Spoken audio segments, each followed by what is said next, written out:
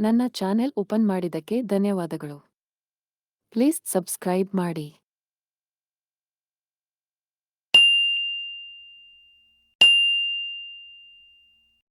ಭವಿಷ್ಯದ ಹೊಸ ಕಾನೂನಿನ ಬಗೆಗಿನ ಕಥೆ ಇದು. ನಾನು ಮುಂಬೈ ಅಲ್ಲಿ ಕೆಲಸ ಮಾಡುತ್ತಿದ್ದಾಗ ನನಗೆ 50 ಕೋಟಿಯ ಲಾಟರಿ ಹೊಡೆದಿತ್ತು. ನಾನು ನನ್ನ ಹೆಂಡತಿ ರೇಖಾಳ ಜೊತೆ ಬೆಂಗಳೂರಿಗೆ ಬಂದು ಸೆಟ್ಲ್ ಆಗಿದ್ದೆ. ನಮ್ಮ ಪಕ್ಕದ ಬೀದಿಯಲ್ಲಿ ರಾಮಣ್ಣ ಅವನ ಹೆಂಡತಿ ಪದ್ಮ ಆಂಟಿ ಜೊತೆ ವಾಸವಾಗಿದ್ದ. ಪದ್ಮ ಆಂಟಿ ನೋಡಿಯುಕೆ ತುಂಬಾ ಸುಂದರವಾಗಿದ್ದರು. 40 ವರ್ಷ ಆಗಿದ್ದರೂ ಅವರ ದಪ್ಪ ಮೊಲೆ ದುಂಡಾದ ತಿಕ್ಕ ಹೀರೋಯಿನ್ಗಳನ್ನೇ ಮೀರಿಸೋ ಆ ಸೊಂಟ ನೋಡಿದವರೆಲ್ಲರ ತುಣ್ಣಿ ನೆಟ್ಟಗಾಗಿಸುತ್ತಿತ್ತು. ಆಂಟಿಯ ಅಕ್ಕನ ಮಕ್ಕಳಾದ ಪ್ರಿಯಾ ಹಾಗೂ ನಿತ್ಯಾಳನ್ನು ಅವರೇ ಸಾಕುತ್ತಿದ್ದರು. ಅವರಿಬ್ಬರು 19 ಮತ್ತು 20 ವರ್ಷದ ಹುಡುಗಿಯರು. ಆಂಟಿಯಂತೆಯೇ ನೋಡಲು ಸುಂದರವಾಗಿದ್ದರು. ಆದರೆ ರಾಮಣ್ಣ ಮಾತ್ರ ಆಂಟಿಯನ್ನು ಅವರ ತವರು ಮನೆ ದುಡ್ಡಿಗಾಗಿ ಮದುವೆಯಾಗಿದ್ದ. ಜೂಜು ಕುಡಿತದಲ್ಲೇ ಕಾಲ ಕಳೆಯುತ್ತಿದ್ದ. ಆದರೆ ಆಂಟಿ ತುಂಬಾ ಒಳ್ಳೆಯವರು. ನಾನು ಅವರೊಂದಿಗೆ ಚೆನ್ನಾಗಿ ಮಾತನಾಡುತ್ತಿದ್ದೆ. ರಾಮಣ್ಣ ನನ್ನ ಬಳಿ ಸಾಲ ಕೇಳಲು ಆಂಟಿಯನ್ನು ಬಿಡುತ್ತಿದ್ದ. ನಾನು ಆಂಟಿಗೆ ಇಲ್ಲ ಎನ್ನುತ್ತಿರಲಿಲ್ಲ. ಹೀಗೆ ಪಡೆದ 10 ಲಕ್ಷ ರೂಪಾಯಿಯನ್ನು ಹೇಗೆ ವಾಪಸ್ ಪಡೆಯುವುದು ಎಂಬುದೇ ನನಗೆ ತಲೆನೋವಾಗಿತ್ತು. ಈ ನಡುವೆ ದೇಶದಲ್ಲಿ ಹೆಂಗಸರನ್ನು ಮುಂದೆ ಬಿಟ್ಟು ಸಾಲ ಪಡೆಯುವ ಸಾಲಗಾರರ ಕಾಟ ಶುರು ಆಯಿತು. ಅದನ್ನು ತಡೆಯಲು ಸರ್ಕಾರ ಸಾಲಕ್ಕೆ ತುಲ್ಲು ಎನ್ನುವ ನೀತಿಯನ್ನು ಜಾರಿಗೊಳಿಸಿತು. ಈ ನೀತಿಯ ಪ್ರಕಾರ ಸಾಲ ಪಡೆದವನ ಮನೆಯಲ್ಲಿನ ಎಲ್ಲಾ ತುಲ್ಲುಗಳ ಅಧಿಕಾರ ಸಾಲ ಕೊಟ್ಟವನಿಗೆ ಸೇರುತ್ತದೆಯೇ ಶೂನ್ಯದು. ನನ್ನ ಬಳಿ ಈ ಹೊಸ ನೀತಿ ಮೂಲಕ ಹಕ್ಕು ಚಲಾಯಿಸುವ ಪತ್ರ ಸರ್ಕಾರದಿಂದ ಬಂತು. ನಾನು ರಾಮಣ್ಣನ ಬಳಿ ಈ ವಿಷಯ ಹೇಳಿ ಬೇಗ ಹಣ ಹಿಂದಿರುಗಿಸು ಎಂದೆ. ಆದರೆ ಅವನು ಕುಡಿದ ಮತ್ತಿನಲ್ಲಿ ನನಗೆ ತಿರುಗಿಸಿ ಬಾಯಿದ. ನನಗೆ ಕೋಪ ಹತ್ತಿತು. ಈಗಲೇ ನನ್ನ ಹಕ್ಕು ಚಲಾಯಿಸಿ ಪ್ರಿಯಾ ಮತ್ತು ನಿತ್ಯಾಳನ್ನು ನನ್ನ ಮನೆಗೆ ಒಯ್ಯುತ್ತೇನೆ ಎಂದೆ. ಆಗ ಪದ್ಮ ಆಂಟಿ ನಾಳೆವರೆಗೂ ಸಮಯ ಕೇಳಿದರು. ಆಂಟಿ ತವರಿನಿಂದ ತಂದಿದ್ದ ಹಣವನ್ನು ರಾಮಣ್ಣ ಜೂಜಿನಲ್ಲಿ ಹಾಕಿ ಕಳೆದುಕೊಂಡಿದ್ದ. ಆಂಟಿಗೆ ಏನು ಮಾಡುವುದು ತೋಚಲಿಲ್ಲ. ಮಾರನೇ ದಿನ ಹೋದಾಗಲೂ ರಾಮಣ್ಣ ನಿನ್ನ ದುಡ್ಡು ಕೊಡಲ್ಲ ಅಂದ. ನಾನು ಬೋಳಿಮಗನೇ ದುಡ್ಡು ಏನು ಮರದಲ್ಲಿ ಬಿಡುತ್ತಾ ಅಂದೆ. ಆಗ ಆಂಟಿಯೇ ಗೌರವ ಕೊಟ್ಟು ಮಾತಾಡೋ ಅಂದರು. ನಾನು ನನ್ನ ಹಕ್ಕಿನ ಪತ್ರ ರಾಮಣ್ಣ ಸುಮ್ಮನೆ ಹಿಂದೆ ಸರಿದ. ನಾನು ರವಿಕೆ ಮೇಲಿಂದಲೇ ಆಂಟಿಯ ದಪ್ಪ ಮೊಲೆಗಳನ್ನು ಅಮುಕಿದೆ. ಆಂಟಿ ಒಮ್ಮೆಗೆ ಗಾಬರಿ ಆದರು. ನಂತರ ನಾನು ಅವರ ಜುಟ್ಟು ಹಿಡಿದು ಮಂಡಿಯೂರಿ ಕೂರಿಸಿದೆ. ನಂತರ ನನ್ನ ಪ್ಯಾಂಟ್ನಿಂದ ನನ್ನ ನಿಗುರಿದ ತುಣ್ಣಿ ತೆಗೆದು ಆಂಟಿಯ ಬಾಯಿ ಒಳಗೆ ಇಟ್ಟೆ. ಆಂಟಿಗೆ ನಂಬಲೇ ಆಗುತ್ತಿರಲಿಲ್ಲ. ನಿನ್ನೆವರೆಗೂ ಚೆನ್ನಾಗಿ ಮಾತನಾಡಿಸುತ್ತಿದ್ದವನು ಇಂದು ನನ್ನ ಸೆರಗು ಬಿಚ್ಚಿ ನನ್ನ ಬಾಯಿ ಒಳಗೆ ತನ್ನ ತುಣ್ಣಿ ಇಟ್ಟು ಚೀಪಿಸಿಕೊಳ್ಳುತ್ತಿದ್ದಾನಲ್ಲ, ಶೂನ್ಯದು. ಆಂಟಿಯ ಆ ಸುಂದರ ತುಟಿಗಳ ಮಧ್ಯ ನನ್ನ ತುಣ್ಣಿ ಆಂಟಿಯ ಬಾಯಿಯ ಒಳಗೂ ಹೊರಗೂ ಹೋಗುವುದನ್ನು ನೋಡಿ ಮಜಾ ತಗೋತಿದ್ದೆ. ಅಷ್ಟರಲ್ಲಿ ಆಂಟಿಯ 2 ಸಾಕುಮಕ್ಕಳ ನೆನಪಾಯಿತು. ನಾನು ಆಂಟಿಯ ಬಾಯಿಯಿಂದ ನನ್ನ ತುಣ್ಣಿ ತೆಗೆದು ಇನ್ನು ನನ್ನ ಮನೆಗೆ ಹೋದ ಮೇಲೆ ಚೀಪಿ ಎಂದು ಪ್ರಿಯಾ ಹಾಗೂ ನಿತ್ಯಾರ ರೂಮ್ಗೆ ಹೋದೆ.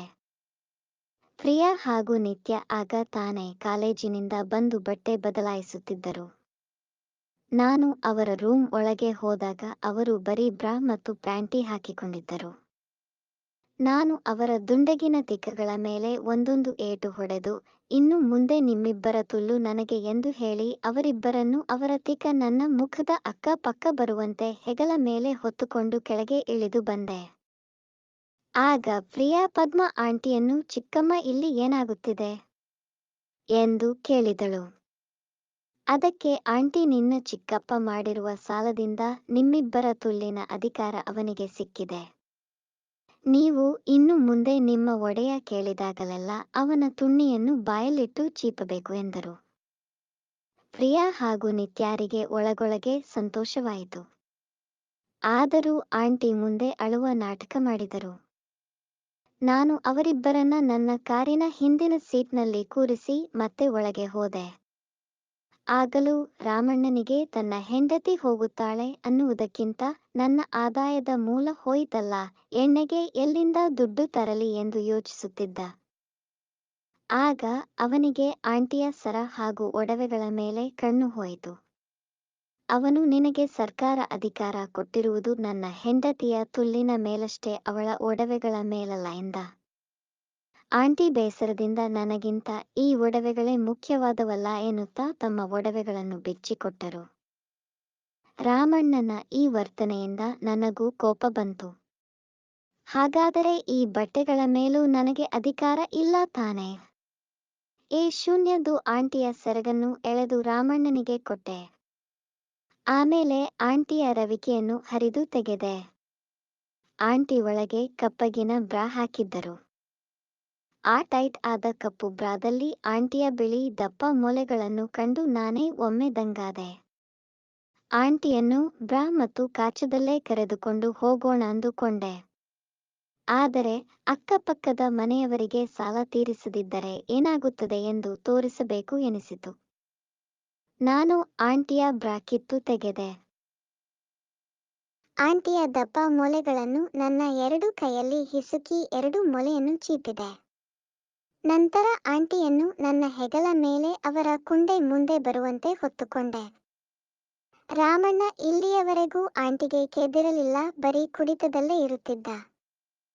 ಇನ್ನು ಮುಂದೆ ಈ ನನ್ನ ಆಂಟಿ ನೆನಪಾದರೆ ಇದನ್ನು ಮೂಸು. ಶೂನ್ಯದು ಆಂಟಿಯ ಕಾಚವನ್ನು ಕಿತ್ತು ರಾಮಣ್ಣನಿಗೆ ಕೊಟ್ಟೆ. ಈಗ ಬೆತ್ತಲಾಗಿದ್ದ ಆಂಟಿಯನ್ನು ಹೆಗಲಿನ ಮೇಲೆ ಹೊತ್ತುಕೊಂಡು ಒಂದು ಕೈಯಲ್ಲಿ ಆಂಟಿಯ ತುಲ್ಲನ್ನು ಸವರುತ್ತಾ ಇನ್ನೊಂದು ಕೈಯಲ್ಲಿ ಆಂಟಿಯ ತಿಕ್ಕಕ್ಕೆ ಏಟು ಕೊಡುತ್ತಿದ್ದೆ. ಆಂಟಿ ಆ ಆ ಅಂತ ಕೂಗುತ್ತಿದ್ದರು. ನಾನು ಹಾಗೆ ಪದ್ಮ ಆಂಟಿಯನ್ನು ಬೆತ್ತಲೆಯಾಗಿ ರಸ್ತೆಯಲ್ಲಿ ನಿಲ್ಲಿಸಿದ್ದ ನನ್ನ ಕಾರ್ ಬಳಿಗೆ ಕರೆದೊಯ್ದೆ. ನನ್ನಿಂದ ಸಾಲ ಪಡೆದವರೆಲ್ಲ ಒಮ್ಮೆ ದಂಗಾದರು. ತಮ್ಮ ಚಿಕ್ಕಮ್ಮನನ್ನು ಬೆತ್ತಲೆ ಮಾಡಿ ಹೊತ್ತುಕೊಂಡು ಬರುವುದನ್ನು ಕಂಡು ಪ್ರಿಯಾ ಹಾಗೂ ನಿತ್ಯ ಒಬ್ಬರನ್ನೊಬ್ಬರು ನೋಡಿ ನಕ್ಕರು. ನನ್ನ ಪಕ್ಕದ ಸೀಟ್ನಲ್ಲಿ ಆಂಟಿಯನ್ನು ಕೂರಿಸಿ ನಾನು ಕಾರಿನಲ್ಲಿ ಹೊರಟೆ. ನನ್ನ ಪಕ್ಕದ ಸೀಟ್ನಲ್ಲಿ ಬೆತ್ತಲಾಗಿ ಕುಳಿತಿದ್ದ ಆಂಟಿ, ನೀನು ಹೀಗೆಂದು ಗೊತ್ತಿರಲಿಲ್ಲ ಎಂದರು. ಕಾನೂನು ಬದಲಾದಂತೆ ನೀವು ಬದಲಾಗಬೇಕು ಆಂಟಿ ಎನ್ನುತ್ತಾ ಆಂಟಿಯ ಜಡೆ ಹಿಡಿದು ತಲೆ ಬಗ್ಗಿಸಿ ನನ್ನ ತುಣ್ಣಿಯನ್ನು ಆಂಟಿಯ ಬಾಯಿ ಒಳಗೆ ತುರುಕಿದೆ. ಆಂಟಿ ನನ್ನ ತುಣ್ಣಿ ಚೀಪತೊಡಗಿದರು. ತಮ್ಮ ಚಿಕ್ಕಮ್ಮ ತುಣ್ಣಿ ಚೀಪುವುದನ್ನು ನೋಡಿ ಪ್ರಿಯಾ ಹಾಗೂ ನಿತ್ಯ ಒಬ್ಬರ ಕಾಚದೊಳಗೆ, ಇನ್ನೊಬ್ಬರು ಕೈ ಹಾಕಿಕೊಂಡು ತುಲ್ಲನ್ನು ಸವರಿಕೊಳ್ಳುತ್ತಿದ್ದರು. ನಾನು ಅದನ್ನು ನೋಡಿ ಇವರಿಬ್ಬರು ಲೆಸ್ಬಿಯನ್ ಇರಬೇಕು, ನನ್ನ ಹೆಂಡತಿಯ ತುಲ್ಲು ಚೀಪಲು ಇಬ್ಬರು ಹುಡುಗಿಯರು ಸಿಕ್ಕಿದರು ಎಂದು ಖುಷಿಯಾದೆ. ನೋಡಿ ನಿಮ್ಮ ಚಿಕ್ಕಮ್ಮ ಹೇಗೆ ನನ್ನ ತುಣ್ಣಿ ಚೀಪುತ್ತಿದ್ದಾರೆ ಅಂತ ಮುಂದೆ ನೀವು ಚೀಪಬೇಕಾಗುತ್ತದೆ ಎಂದೆ. ಅದಕ್ಕೆ ನಿತ್ಯ, ನಾವು ನಮ್ಮ ಮೊಬೈಲ್ನಲ್ಲಿ ತುಣ್ಣಿ ಚೀಪುವ ವಿಡಿಯೋ ನೋಡಿದ್ದೇವೆ, ಆದರೆ ನಮ್ಮ ಚಿಕ್ಕಮ್ಮನ ಹಾಗೆ ಯಾರೂ ಚೀಪುವುದಿಲ್ಲ ಬಿಡಿ ಶೂನ್ಯದಳು. ನಂತರ ಅವರಿಬ್ಬರು ಮುಂದೆ ಬಾಗಿ ಆಂಟಿ ನನ್ನ ತುಣ್ಣಿಯನ್ನು ಚೀಪುತ್ತಿರುವುದನ್ನು ನೋಡತೊಡಗಿದರು. ಅಷ್ಟರಲ್ಲಿ ನನ್ನ ಮನೆ ಬಂತು. ನಾನು ಕಾರ್ನಿಂದ ಇಳಿದು ಆಂಟಿಯನ್ನು ಹೆಗಲ ಮೇಲೆ ಹೊತ್ತುಕೊಂಡು ಮನೆಯ ಬೆಲ್ ಒತ್ತಿದೆ. ಒಳಗಿನಿಂದ ನನ್ನ ಹೆಂಡತಿ ಬಾಗಿಲು ತೆಗೆದಳು. ನಾನು ಒಬ್ಬಳು ಆಂಟಿ ಜೊತೆ ಇನ್ನಿಬ್ಬರು ಕಾಲೇಜ್ ಹುಡುಗಿಯರನ್ನು ಕರೆತಂದಿದ್ದು ನೋಡಿ ನನ್ನ ಹೆಂಡತಿ ರೇಖಾ ಫುಲ್ ಖುಷ್ ಆದಳು. ರೇಖಾ ಪದ್ಮ ಆಂಟಿಯ ತುಲ್ಲನ್ನು ಸವರುತ್ತಾ, ಇವರೆಲ್ಲ ಯಾರು ರೀ ಅಂದಳು. ನಾನು ನಡೆದಿದ್ದೆಲ್ಲ ವಿವರಿಸಿದೆ. ಸರಿಯಾಗಿಯೇ ಮಾಡಿದಿರಿ ಎಂದು ನನ್ನ ತುಟಿಗೆ ಕಿಸ್ ಕೊಟ್ಟಳು. ನನ್ನ ಹೆಂಡತಿಯ ಕಾಮಪುರಾಣಗಳ ಬಗ್ಗೆ ಇನ್ನೊಂದು ಕಥೆಯಲ್ಲಿ ಹೇಳುತ್ತೇನೆ. ನನ್ನ ಹೆಂಡತಿ ರೇಖಾ ಕೂಡ ಪದ್ಮ ಆಂಟಿಯಂತೆ ದಪ್ಪ ಮೊಲೆ ದುಂಡಾದ ದೊಡ್ಡ ಅಂಡನ್ನು ಹೊಂದಿದ್ದಳು. ಆಂಟಿಯ ಮೊಲೆ ಕೂಡ ಒಂದೇ ಸೈಜ್ ಆಗಿದ್ದರಿಂದ ತನ್ನದೇ ಬ್ರಾ ಮತ್ತು ಕಾಚವನ್ನು ಆಂಟಿಗೆ ಕೊಟ್ಟಳು. ನಂತರ ಎಲ್ಲರೂ ಊಟ ಮಾಡಲು ಕುಳಿತೆವು. ಪದ್ಮ ಆಂಟಿ ಕೈ ತೊಳೆಯಲೆಂದು ನಲ್ಲಿಯ ಬಳಿಗೆ ಹೋದರು. ಅವರು ನಡೆಯುವಾಗ ಹಿಂದಿನಿಂದ ಅವರ ತಿಕ ಸಖತ್ತಾಗಿ ಕಾಣುತ್ತಿತ್ತು. ಆಂಟಿಯ ತಿಕ ನೋಡಿ ನನ್ನ ತುಣ್ಣಿ ಮತ್ತೆ ನಿಗುರಿತು. ಊಟದ ನಂತರ ನಾನು ರೇಖಾಳನ್ನು ಕರೆದು, ಪ್ರಿಯಾ ಹಾಗೂ ನಿತ್ಯ ಲೆಸ್ಬಿಯನ್ಸ್ ಕಣೆ, ನಿನ್ನ ತುಲ್ಲನ್ನು ಸರಿಯಾಗಿ ಚೀಪಿಸಿಕೋ. ನಿನಗೂ ತುಲ್ಲು ಚೀಪಬೇಕು ಅಂತ ಆಸೆ ಇತ್ತಲ್ಲ ತಗೋ ಇವತ್ತು ಅವರಿಬ್ಬರ ತುಲ್ಲು ತಿಕ ಎಲ್ಲ ನಿನ್ನದೇ ಎಂಜಾಯ್ ಮಾಡು. ನಾನು ಪದ್ಮ ಆಂಟಿಯನ್ನು ಪೂರ್ತಿ ಅನುಭವಿಸಬೇಕು ಎಂದು ರೇಖಾಗೆ ಲಿಪ್ ಕಿಸ್ ಕೊಟ್ಟೆ. ರೇಖಾ ನಿತ್ಯ ಹಾಗೂ ಪ್ರಿಯಾಳನ್ನು ತನ್ನ ಜೊತೆ ರೂಮ್ಗೆ ಕರೆದೊಯ್ದಳು. ನಾನು ಪದ್ಮ ಆಂಟಿಗೆ ನಮ್ಮ ರೂಮ್ ಮೇಲಿದೆ, ನೀವು ಮೊದಲು ಮೆಟ್ಟಿಲು ಹತ್ತಿ ಎಂದೆ. ಆಂಟಿ ಆ ಚಿಕ್ಕ ಬ್ರಾ ಪ್ಯಾಂಟಿಯಲ್ಲಿ ಮೆಟ್ಟಿಲು ಹತ್ತುವಾಗ ಅವರ ದೊಡ್ಡ ದುಂಡನೆಯ ಅಂಡು ಚೆನ್ನಾಗಿ ಮೇಲೆ ಕೆಳಗೆ ಆಗುತ್ತಿತ್ತು. ಒಳಗೆ ಹೋದ ಮೇಲೆ ನಾನು ಆಂಟಿಗೆ ನೀವು ಇವತ್ತು ನನಗೆ ಬೈಯಬಾರದಿತ್ತು. ಅದಕ್ಕೆ ಈಗ ನೀವು ಶಿಕ್ಷೆ ಅನುಭವಿಸಲೇಬೇಕು ಎಂದೆ. ಆಂಟಿ ಏನು ಶಿಕ್ಷೆ ಎಂದರು. ನಾನು ಮಂಚದ ಮೇಲೆ ಕುಳಿತು ಆಂಟಿಯ ಕೈ ಹಿಡಿದು ಎಳೆದೆ. ನಂತರ ಆಂಟಿಯನ್ನು ನನ್ನ ತೊಡೆಯ ಮೇಲೆ ಅಡ್ಡಡ್ಡ ಮಲಗಿಸಿಕೊಂಡೆ. 40 ವರ್ಷವಾದರೂ ಹದಿಹರೆಯದವರನ್ನು ಮೀರಿಸುವ ಮೈ ಮಾಟ ಪದ್ಮ ಆಂಟಿದು. ಅವರ ನಾಜೂಕಾದ ಬೆತ್ತಲೆ ಬೆನ್ನಿನ ಮೇಲೆ ನನ್ನ ಕೈಯಾಡಿಸುತ್ತಾ ಆಂಟಿಯ ಬ್ರಾ ಬಿಚ್ಚಿ ಎಸೆದೆ. ನಂತರ ನನ್ನ 2 ಕೈಗಳನ್ನು ಆಂಟಿಯ ಸುಂದರ ತಿಕದ ಮೇಲೆ ಇಟ್ಟು 2 ಕೈಯಲ್ಲಿ ಹಿಸುಕ ತೊಡಗಿದೆ. ನಂತರ ನಿಧಾನಕ್ಕೆ ಆಂಟಿಯ ಕಾಚವನ್ನು ಕೆಳಗೆ ಜಾರಿಸಿದೆ. ನಿಧಾನಕ್ಕೆ ಆಂಟಿಯ ತುಲ್ಲಿನ ಮೇಲೆ ನನ್ನ ಕೈಯಾಡಿಸಿದೆ. ಆಂಟಿಯ ತುಲ್ಲು ಆಗಲೇ ಸ್ವಲ್ಪ ಒದ್ದೆ ಆಗಿತ್ತು. ನಾನು ಕೈಯನ್ನು ಆಂಟಿಯ ತುಲ್ಲಿನಿಂದ ತೆಗೆದು ಮೂಸಿದೆ. ಪದ್ಮ ಆಂಟಿಯ ತುಲ್ಲಿನ ವಾಸನೆ ನನ್ನನ್ನು ನಶೆಗೆ ತಳ್ಳಿತು. ನಾನು ನನ್ನ ಎಡಗೈಯಿಂದ ಆಂಟಿಯ ತೊಡೆ ಕೆಳಗಿನಿಂದ ತುಲ್ಲು ಸವರುತ್ತಿದ್ದೆ. ಇನ್ನೊಂದು ಕೈಯಲ್ಲಿ ಆಂಟಿಯ ಕುಂಡೆಗೆ ಪೆಟ್ಟು ಕೊಡಲು ಶುರು ಮಾಡಿದೆ. ಪೆಟ್ಟು ಕೊಡುತ್ತಾ ಆಂಟಿಗೆ ಎಣಿಸಲು ಹೇಳಿದೆ. ಆಂಟಿ 1 2 ಎಂದು ಎಣಿಸತೊಡಗಿದರು. ನಂತರ ನಾನು ಆಂಟಿಯ ತಿಕ ಅಗಲಿಸಿ ನೋಡಿದೆ. ಕೆಳಗೆ ಗುಲಾಬಿಯ ಒದ್ದೆಯಾದ ತುಲ್ಲಿನಿಂದ ರಸ ಸುರಿಯುತ್ತಿತ್ತು. ಮೇಲೆ ಆಂಟಿಯ ಗುಲಾಬಿ ಬಣ್ಣದ ತಿಕದ ಹೊಟ್ಟೆ ಸಖತ್ತಾಗಿ ಕಾಣುತ್ತಿತ್ತು. ಆಂಟಿ ನಾನು ನಿಮ್ಮ ಈ ತಿಕವನ್ನು ಒಮ್ಮೆ ಕೈಯಬೇಕು ಅಂದು ಆಂಟಿಯ ತಿಕವನ್ನು ನೆಕ್ಕಲು ಶುರು ಮಾಡಿದೆ. ನಂತರ ಆಂಟಿಯ ತಿಕದ ಹೊಟ್ಟೆಯ ಮೇಲೆ ಎಂಜಲು ಹಾಕಿ ಕೈ ಬೆರಳಲ್ಲಿ ನಿಧಾನಕ್ಕೆ ಸವರಿದೆ. ನಂತರ ಆಂಟಿಯ ತಿಕದ ಹೊಟ್ಟೆ ಒಳಗೆ ನಿಧಾನಕ್ಕೆ ನನ್ನ ಮಧ್ಯದ ಬೆರಳು ಹೊಕ್ಕಿಸಿದೆ.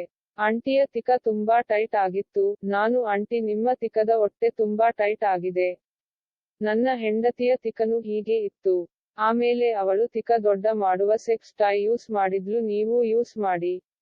ಆದರೆ ನಂಗೆ ಈಗ ನಿಮ್ಮ ಈ ಗುಲಾಬಿ ತುಲ್ಲನ್ನು ಚೀಪುವ ಮನಸ್ಸಾಗಿದೆ ಎಂದು ಹೇಳಿ ಆಂಟಿಯನ್ನು ಹಾಸಿಗೆ ಮೇಲೆ ಬೆನ್ನ ಮೇಲೆ ಇರುವಂತೆ ಮಲಗಿಸಿದೆ. ನಂತರ ಆಂಟಿಯ ತಿಕ ಅಗಲಿಸಿ ಆಂಟಿಯ ತುಲ್ಲನ್ನು ನೆಕ್ಕತೊಡಗಿದೆ. ಆಂಟಿ ತುಲ್ಲಿನ ರಸದ ಸುವಾಸನೆ ಸಖತ್ ಕಿಕ್ಕೆ ಕೊಡುತ್ತಿತ್ತು. ನಾನು ತುಲ್ಲಿಗೆ ಎಂಜಲು ಹಾಕಿ ಅದನ್ನು ನೆಕ್ಕಿ ನೆಕ್ಕಿ ಚೀಪತೊಡಗಿದೆ. ಮುಂದಿನ ಕತೆ ಇನ್ನೊಂದು ಭಾಗದಲ್ಲಿ.